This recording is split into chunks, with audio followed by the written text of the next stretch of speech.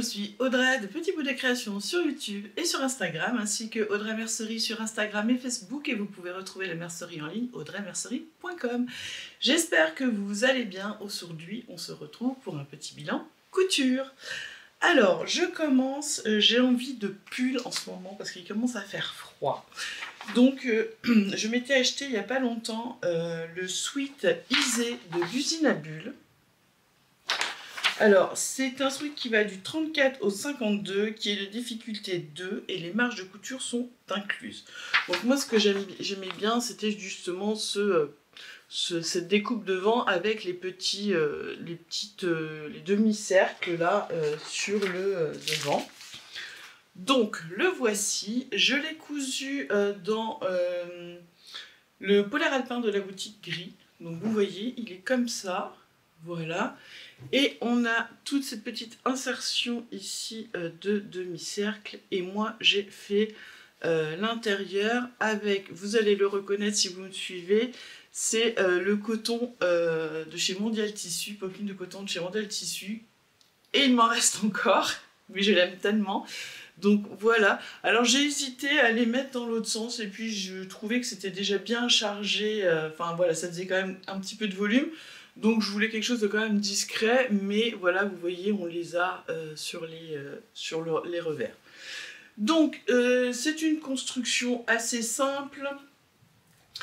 Donc en fait, on prépare tous nos demi-pétales qu'on vient ensuite poser dans les marges de couture pour les faire tenir sur la découpe du devant, et puis on vient donc insérer ces découpes sur les côtés pour former tout le devant. Ensuite on a un dos qui est complètement classique, et puis on a les manches, voilà, vous voyez, pareil, avec une encolure.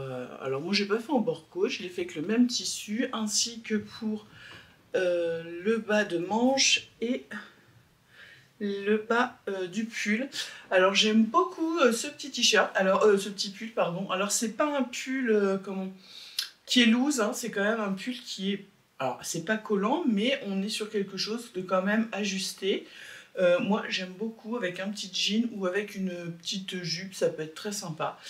Donc voici mon pull Isée de l'usine à bulles. Alors rien à dire, tout est très bien expliqué. Si je dis pas de bêtises, ça fait un petit moment que je l'ai cousu. Je crois qu'il y a une vidéo, je suis pas sûre. S'il y en a une, je vous mettrai le lien dans la barre, mais sinon vous pouvez aller voir sur sa chaîne l'usine à bulles. Franchement, c'est très bien expliqué, c'est facile à faire.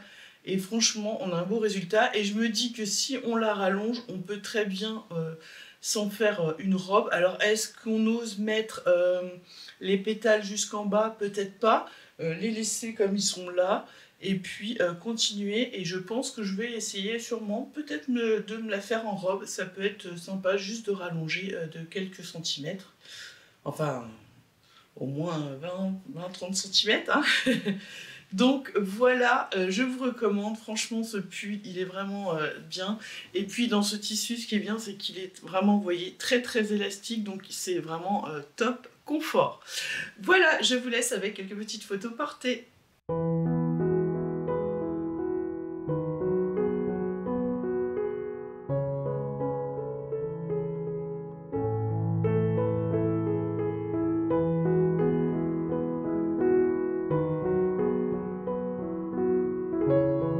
Je me suis ensuite cousu une cape. J'avais envie d'utiliser, vous savez, le velours Teddy de la boutique. Il restait du blanc. Alors c'est pas... Alors j'adore ce coloris, mais j'avais peur que ce soit très salissant. Et puis, comme vous avez dévalisé tout le reste, j'ai pris du blanc. Et donc c'est cette petite cape ici. Alors je vous incrusterai des photos du site pour que vous voyez peut-être un peu mieux. Donc c'est la cape 103 de Burda Style. C'est un patron qui se trouvait, si je dis pas de bêtises, dans le Burda, enfin le magazine 12-2016. Donc c'est quelque chose quand même qui date. Mais je la trouvais vraiment bien, donc je l'ai pris en téléchargement, donc je vous mettrai le lien dans la barre de description. Qu'est-ce qu'on nous dit? Elle va de la taille 36 à 44, donc moi je l'ai fait en 44 et j'ai mis des marges de couture de 1 cm partout, plus 4 au niveau du bas.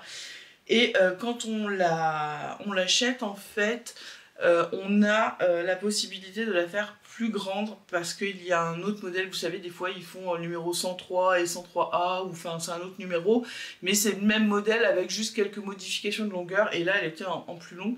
Mais moi j'avais pas envie de la faire en longue, je voulais vraiment la faire comme elle était là, voilà. Donc je vous montre ça. Alors, je vous avoue que j'ai quand même bien galéré au niveau des explications. J'ai pas tout compris. Alors, j'ai fait à ma sauce. C'est pas forcément ce qu'il y avait de mieux, mais elle est largement métal. Donc, voilà. Donc, ça, c'est ma cape. Donc, ce que j'ai fait, en fait, on a des empiècements, vous voyez, sur le devant. Donc, en fait, moi, j'ai joué avec la moumoute, donc, qui est à l'intérieur, normalement. Donc, moi, sur les empiècements, je l'ai mis sur l'extérieur.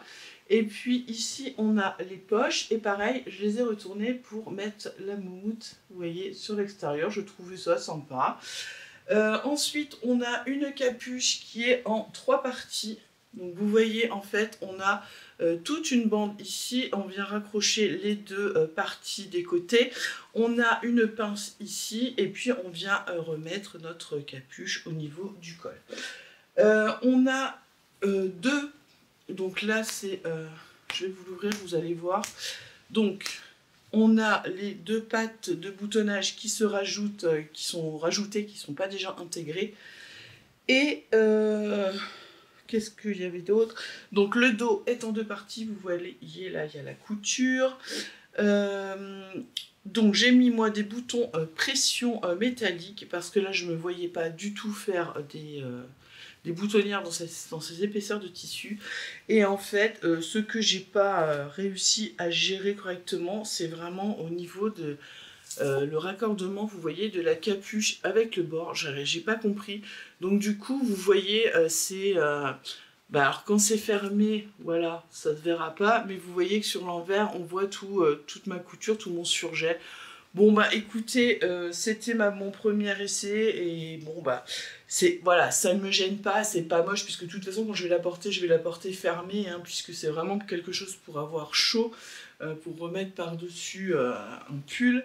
Et puis ici au niveau, là on a en fait une piqûre à faire pour former des manches. Alors après on n'est pas obligé de le faire, hein. Je pense que si on veut faire vraiment une cape, ce qu'on puisse avoir les bras lâches, ça peut être pas mal. Donc là j'ai fait, vous voyez, cette couture ici, et puis dans le bas ben, j'ai fait juste un surjet et un rentré pareil, voilà. Donc je n'ai pas tout compris les explications, hein, mais bon, je commence à prendre plaisir à coup de burda, hein, mais je vous avoue que là, je me suis peut-être un peu sentie un peu trop à mon aise dans ce genre de modèle, mais elle me faisait vraiment envie. Et je pense qu'après aussi, ce serait faisable de la faire dans un sweat un peu épais. Ça pourrait être pas mal, je pense. Ça pourrait faire quelque chose de bien aussi, dans quelque chose d'un peu plus souple. Je pense que ça peut être bien. Donc voilà, hop. Donc là j'aime bien, on a quand même des grandes poches, et la capuche est quand même assez profonde. Donc oui, j'aime beaucoup, je suis contente de moi, même si j'ai bien galéré. Alors pour ce tissu, je vous recommande de ne pas le laver avant, cousez-le, et lavez-le après, sinon vous allez en avoir partout dans votre machine. Moi déjà là juste donc je ne l'ai pas lavé, je l'ai cousu, j'en avais partout, c'était une catastrophe.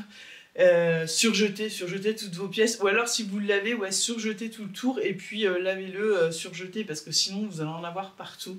Mais alors j'aime bien parce que le tissu reste fluide, il est épais, puis alors à l'intérieur c'est vraiment d'une douceur incroyable. Donc voilà ma cape Burda. Donc bon, elle est blanche, mais moi j'aime beaucoup. J'aime beaucoup parce que ça va avec tout. Ça risque d'être un peu salissant, mais bon, c'est un tissu qui se lave quand même assez facilement. Voilà, je vous laisse avec quelques petites photos portées.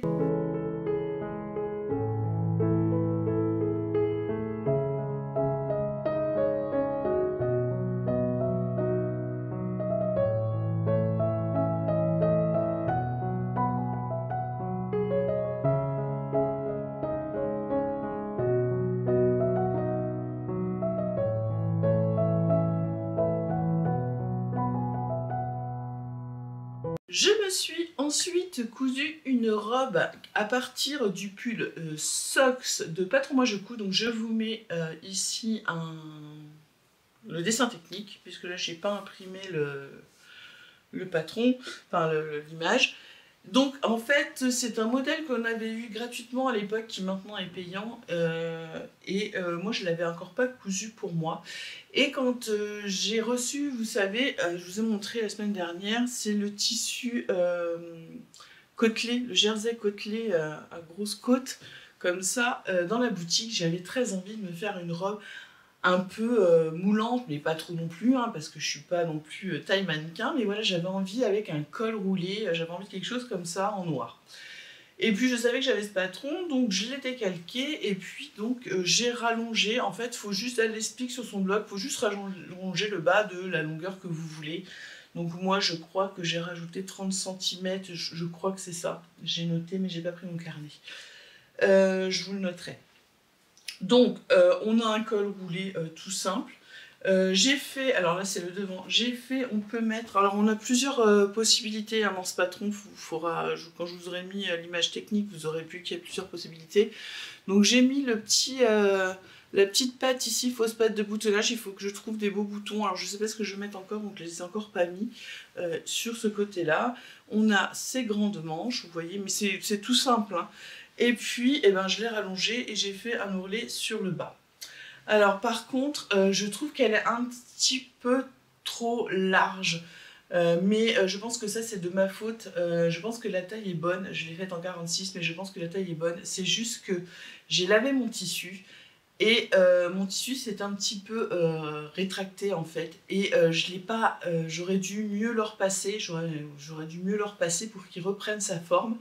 Parce que en fait du coup comme il était un peu serré, une fois que j'ai cousu machin, là ça s'est étiré et du coup je pense que j'ai dû prendre peut-être pas une taille dessus mais une demi-taille et je pense que vous verrez, je la trouve jolie mais c'est pas le résultat que je voulais, donc si je la refais je ferai bien attention à ça.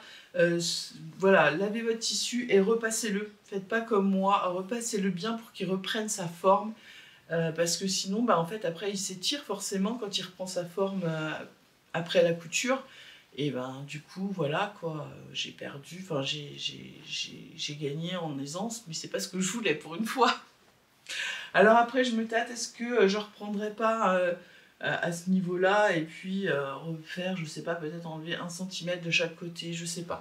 Je vais voir en la portant plusieurs fois si vraiment je me sens pas bien dedans ou pas. Mais voilà, vous me direz ce que vous en pensez une fois que je vous l'aurai montré. Donc vraiment un modèle très sympa de Patron Moi Je Couds. J'adore cette marque. D'ailleurs, elle a sorti un nouveau patron. Et bah non, je ne l'ai pas acheté. C'est mon amie Christelle de Fil en Couture qui me l'a offert. Donc là, j'ai trop hâte de le coudre. D'ailleurs, je ne vous ai pas dit, j'ai réinvesti. J'ai investi dans une nouvelle surjeteuse parce que je n'en pouvais plus de ne plus avoir de surjeteuse et la mienne était... ouais, je sais pas ce que j'ai fait mais j'arrivais pas à la réparer. Donc je me suis fait un petit plaisir, mais ça je vous montrerai ça dans une future vidéo puisque j'ai ma grande fille qui a déménagé, qui a quitté la maison et du coup je vais me retrouver avec un atelier. Donc quand j'aurai fait mon atelier, je pourrai vous montrer un petit peu tout ce que j'ai, avec quoi je travaille et tout. Donc je pense que ça fera l'objet d'une vidéo. Dites-moi si ça vous intéresse. Juste pour vous dire, j'ai acheté une PAF Admire 1000. Je crois que c'est ça. Ouais, 1000. Hop, j'ai le carton juste sous les yeux. Ouais, c'est ça, l'Admire 1000. Franchement, pour le moment, j'en suis contente. Donc, on en reparlera. Voilà, donc je vous laisse avec quelques petites photos portées de cette robe et vous me dites ce que vous en pensez.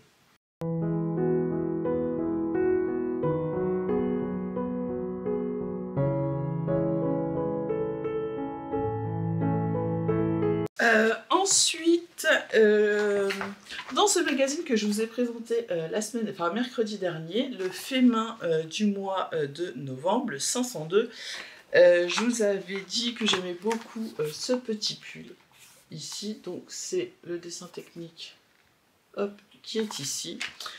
Et donc, j'ai voulu le coudre. Donc, j'ai utilisé le French Terry un peu lainé de la boutique. Donc c'est le Bird, le rose, j'aimais beaucoup ce coloris. Et puis du bord côte écru aussi de la boutique. Alors ce pull, comment vous dire?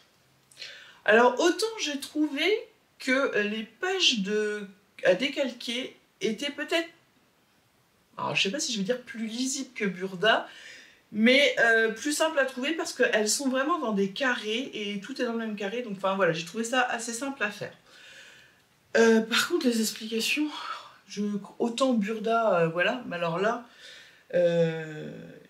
j'ai démonté 3 fois cette partie-là avec le zip et les plastrons pour finir par faire à ma sauce parce que je ne comprenais mais rien du tout.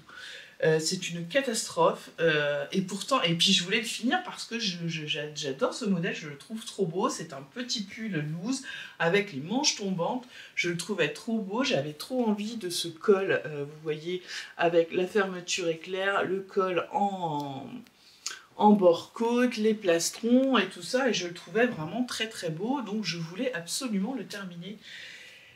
Alors, comment vous dire que je pense que je vais vous en faire une vidéo parce que très contente de ce... Enfin, je trouvais tellement ce modèle sympa que je me suis fait un petit plaisir et que j'ai commandé un joli tissu Graou chez Joli Boho, je crois. C'est la première fois que je commande chez eux, donc j'ai acheté la fermeture éclair, le sweat et le bord côte assorti pour leur faire, mais je n'avais encore pas fait celui-là. Comment vous dire? Donc du coup, je vais le refaire. Ce que je ferai, c'est que avant, je vais réécrire comment j'ai fait et comment je compte refaire parce que du coup, j'ai pas fait exactement ce que j'aurais dû penser dans ma tête parce que j'avais déjà monté certaines parties et je me voyais pas les défaire. Et puis, je pense que si ça vous intéresse, je pourrais vous en faire une vidéo comme ça, si vous avez envie de vous le coudre. Vous aurez peut-être un peu moins de galère. Donc là, en fait, on a la fermeture qui est prise, vous voyez, hop, dans le bord côte, et puis en fait, qui descend après dans le tissu. Et puis, ce qui est bien, c'est qu'il est doublé, vous voyez, le plastron est doublé à l'intérieur. Donc, ce qui fait que si on le garde ouvert, ça reste propre, quoi. Ensuite... bah écoutez, je pense que de toute façon, quoi qu'il arrive, à l'intérieur, ces parties-là, je ne peux pas les cacher. Mais en fait, vous voyez, ici, mon bord côte est bien rentré. Et en fait, ce qu'il aurait fallu que je fasse, c'est que je fasse la même chose ici, au lieu de tout prendre ensemble et de coudre. Mais je vous assure que j'en avais tellement marre de découdre. Et que mon tissu commençait à s'abîmer, j'en avais marre, je me suis dit... Enfin, j'étais à deux doigts d'arrêter, mais j'ai dit non, je veux ce pull. Il me plaît de trop, quoi, la forme me plaît de trop, et là, le tissu me plaît beaucoup, donc j'ai dit non, j'irai jusqu'au bout. J'ai été jusqu'au bout, donc on voit pas assez à l'intérieur, mais je vais regarder ça de plus près pour me faire quelque chose, enfin voilà, faire un montage plus propre. Et je vous en ferai une vidéo comme ça, si ça peut vous aider. Donc voilà, donc vous voyez, il est quand même assez loose. Vous voyez, les manches descendent assez bas. Elles commencent ici, on est quand même assez bas. Moi, j'aime bien ça, c'est les manches tombantes comme ça. Voilà, alors à part, voilà, sinon ce que je peux vous dire, donc moi pour ma taille, je l'ai fait en XL, il m'a fallu 1,50 m, donc je trouve que pour ma taille, c'est bien. C'est pas très gourmand. Et 50 cm pour le bord côte. Et les tailles, donc là ça va du S au 3XL. Et puis pour le reste, je ne vous dirai pas que les explications sont claires, je ne vous dirai pas que j'ai tout compris, je vous dirai juste que je me suis débrouillée et que je suis contente quand même de moi parce que j'ai réussi. Voilà. Et bien écoutez, je vous laisse avec quelques petites photos portées.